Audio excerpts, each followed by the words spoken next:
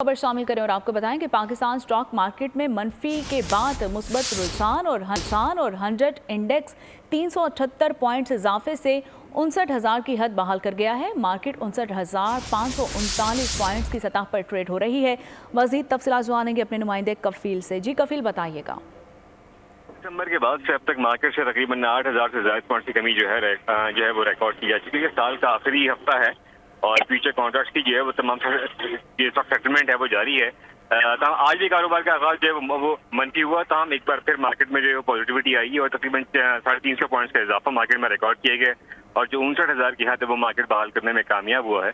और जो माहिरीन है उनका कहना है कि जो जनवरी होगा, जो नए साल का आगाज होगा, उसमें जो रैली होगी वो तेजी की होगी और दूसरी जानिब एक बार फिर मार्केट जो है वो मजबूत हो जाना। तो अगर हम बात करें इंटरबैंक मार्केट की तो उसमें 17 पैसे कमी हुई है और 282 रुपए 20 पैसे पर डॉलर जो है वो ट्रेड कर रहा है। ठीक है, पाकिस्तान स्टॉक मार्केट में मनफी के बाद मुस्बत रुझान बरकरार। कफील अपडेट कर रहे थे, बहुत शुक्रिया। सब्सक्राइब करें और बेल दबाएं ताकि कोई खबर रह न जाए।